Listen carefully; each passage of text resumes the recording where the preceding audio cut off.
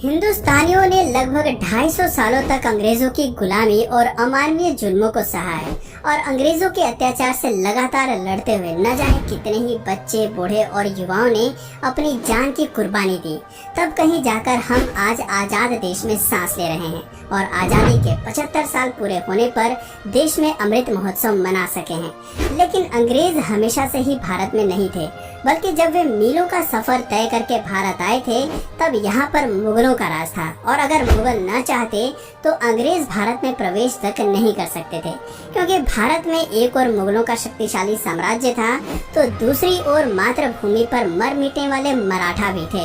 ऐसे हालात में अंग्रेजों को भी भारत में राज करने के लिए एड़ी चोटी का जोर लगाना पड़ा था। मगर धीरे धीरे अंग्रेजों ने हिंदुस्तान पर अपना वर्चस्व इतना बढ़ा लिया कि उन्होंने पूरे मुगल साम्राज्य को ही खत्म कर दिया। लेकिन इस इतिहास में सवाल ये आता है कि मुगलों के उस शक्तिशाली साम्राज्य को आखिर अंग्रेजों ने किस तरह खत्म किया होगा। आज के इस वीडियो में हम आपको वही दास्तान सुनाने वाले हैं। तो इसी बात पर चलिए शुरू करते हैं इतिहास के एक और नए अध्याय को। इतिहास बताता है कि 16वीं सदी के अंत में भारत इतना संपन्न था कि पूरी दुनिया में जितना उत्पादन होता था उसका लगभग 1/4 हिस्सा केवल भारत में ही उगता था और यही वजह थी कि भारत उस समय सोने की चिड़िया कहलाता था और पूरी दुनिया की नजर इसी सोने की चिड़िया पर ही टिकी हुई थी। ऐसे में भला अंग्रेज कहाँ पीछे रहते। उस समय हिंदुस्तान में दिल्ली पर सम्राट अकबर का राज था और ऐसा माना जाता है कि अकबर अपने दौर के सबसे ज्यादा दौलतमंद बादशाह थे। लेकिन उसी समय ब्रिटेन में भी गृह युद्ध की स्थिति बन गई थी और उस समय महारानी एलिजाबेथ प्रथम की शासनकाल में अधिकांश अर्थव्यवस्था कृषि पर ही निर्भर करती थी। अफसोस कि आपसी गृह युद्ध के चलते ब्रिटेन वैश्विक स्तर पर केवल 3 से 4% उत्पादन ही कर पा रहा था और इसी दौरान पुर्तगाल और स्पेन ब्रिटेन को पीछे छोड़कर उनके मुकाबले काफी ज्यादा तरक्की कर रहे थे। हालात इतने बिगड़ चुके थे कि ब्रिटेन के लुटेरे नाविक भी पुर्तगाल के जहाजों को ही लूटकर अपना काम चलाते थे, क्योंकि ब्रिटेन में लूटने के लिए कुछ बचा ही नहीं था। लेकिन उसी दौरान एक ब्रिटिश नाविक को समुद्री यात्रा के दौरान भारत की अपार संपदा और समृद्धि के बारे में पता चला और ब्रिटिश गवर्नमेंट तक ये खबर जल्द ही पहुंच गई। फिर आया समय सन 1600 का, जब 200 ब्रिटिश व्यापारियों ने मिलकर एक कंपनी बनाई और उस कंपनी का नाम रखा ईस्ट इंडिया कंपनी। और इस कंपनी के सदस्यों ने जब अपनी राजनीति और कूटनीति महारानी एलिजाबेथ को बताई तो वो भी ईस्ट इंडिया कंपनी को सपोर्ट करने के लिए तैयार हो गई। इधर भारत में इसी बीच बादशाह अकबर की मौत हो चुकी थी और अकबर के बाद मुगल बादशाह के तख्त पर अकबर के बेटे जहांगीर की ताजपोशी कर दी गई। साल आ चुका था 1608 का। इधर जहांगीर दिल्ली के तख्त पर अंग्रेजों की चाल से बेखबर हिंदुस्तान पर राज कर रहा था और उधर कैप्टन विलियम हॉकिंस समुद्री रास्ते से गुजरात के सूरत में अपने कुछ व्यापारी जहाजों के साथ प्रवेश कर चुके थे और बस उनके आगमन के साथ ही भारत पर ऐसी काली छाया मंडराने लगी कि जिसने भारत को ऐसा काला इतिहास दिया जो सृष्टि के अंत तक भी भुलाया नहीं जा सकेगा। अंग्रेजों ने भारत में आते ही ईस्ट इंडिया कंपनी स्थापित करने की घोषणा कर दी और अपने इसी प्रस्ताव के साथ काफी बेशकीमती उपहारों को लेकर कैप्टन विलियम हॉकिंस अपने कुछ साथियों के साथ जहांगीर के दरबार में पहुंचे। बादशाह जहांगीर उस समय तो डच और पुर्तगालियों के दबाव के कारण इस प्रस्ताव को ठुकरा देते हैं, पर अंग्रेज भी कहाँ पीछे रहने वाले थे। वो लगातार इस व्यापारिक समझौते के साथ नई नई प्रॉफिटेबल डील्स जोड़ते हुए बार बार जहांगीर के पास जाते रहे और अंततः कुछ समय बाद ही जहांगीर ने इस प्रस्ताव पर हस्ताक्षर करके अंग्रेजों को व्यापार करने की मंजूरी दे दी। और ये मंजूरी मिलते ही अंग्रेजों ने पटना, सूरत, मुंबई और चेन्नई में अपनी फैक्ट्रियों को स्थापित करके व्यापार करना शुरू कर दिया।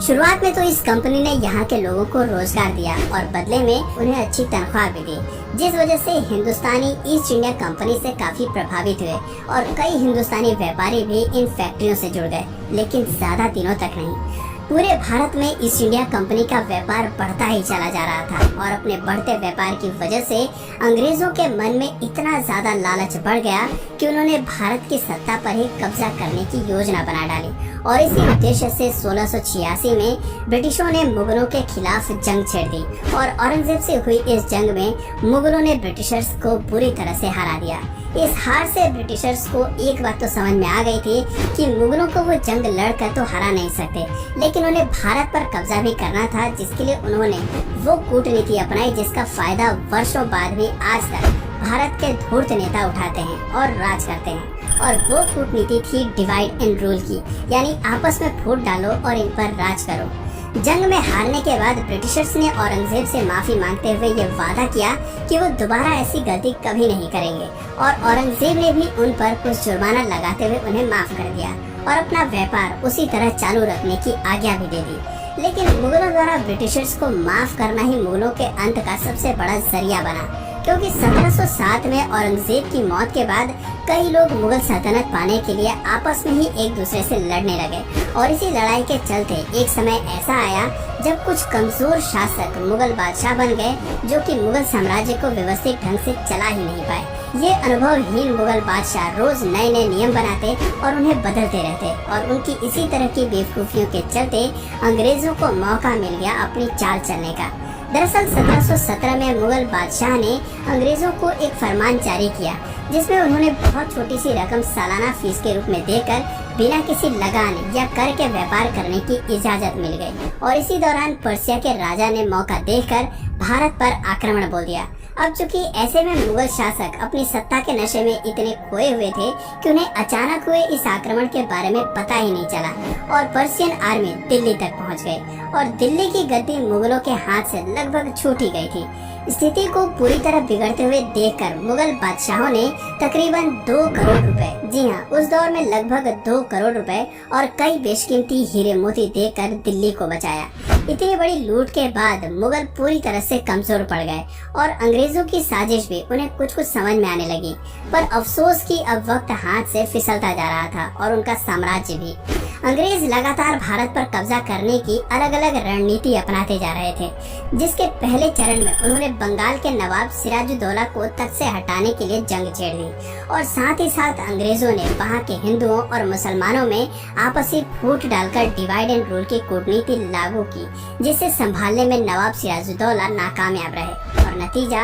अंग्रेजों के लिए फायदेमंद रहा। प्लासी के युद्ध में सिराजुद्दौला को हराने के बाद अंग्रेजों ने सिराजुद्दौला के सेनापति को अपने साथ मिला लिया और उसे बंगाल का नवाब बना दिया। समय बीतता गया और भारत पर अंग्रेजों की ताकत और अधिकार भी उसी के साथ साथ बढ़ती जा रही थी। सन 1764 में अंग्रेजी फौज ने बक्सर के युद्ध में अवध के नवाब, बंगाल के नवाब और मुगल नवाब शाह आलम द्वितीय, इन तीनों को हरा दिया। इसके अलावा निजाम और मराठों के बीच में भी फूट डलवाकर अंग्रेजों ने पहले तो उन्हें लड़वाया, और फिर उनकी लड़ाई का फायदा उठाकर खुद उनकी कमजोर सेना को हराकर उनकी रियासतों पर कब्जा कर लिया। और अंग्रेजों ने अपनी इसी रणनीति और कूटनीति को अपनाते हुए 18वीं सदी तक भारत के लगभग हर एक क्षेत्र पर अपना संपूर्ण कब्जा जमा लिया, जिसके बाद उन्होंने व्यापार और अपने अधिकार क्षेत्र की अन्य कई चीजों पर अपनी मनमर्जी के टैक्स लगाकर भी काफी कमाई करी और भारत को अंदर तक लूट लिया। अंग्रेजों को अभी भारत में पूरी तरह से राज करने के लिए कुछ भारतीयों को भी अपने साथ शामिल करना था,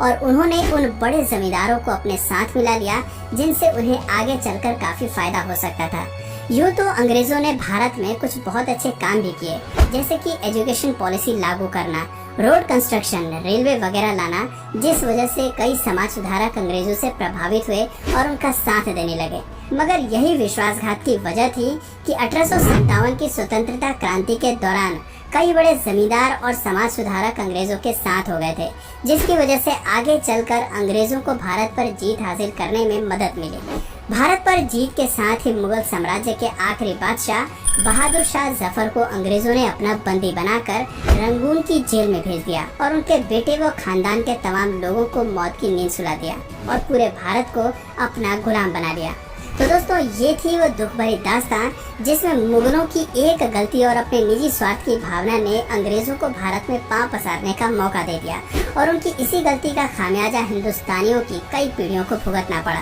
वैसे आपके नजरिए से अंग्रेजों के आगमन के लिए मुगल साम्राज्य जिम्मेदार हैं या नहीं, नीचे कमेंट करके अपनी राय हमें जरूर बताएं। और अगर इस वीडियो से आपको कुछ नया जानने या सीखने को मिला या फिर इंटरेस्टिंग लगा, तो प्लीज इस वीडियो को एक लाइक करके अपने फ्रेंड्स और फैमिली में से जरूर शेयर करें। और यदि आप इस चैनल पर नए हैं तो प्लीज इस चैनल को सब्सक्राइब करके बेल नोटिफिकेशन आइकन को ऑन कर दीजिए, ताकि हमारे आने वाले वीडियोस आप मिस ना करें। मिलते हैं फिर किसी वीडियो में नए टॉपिक के साथ, तब तक के लिए नमस्कार।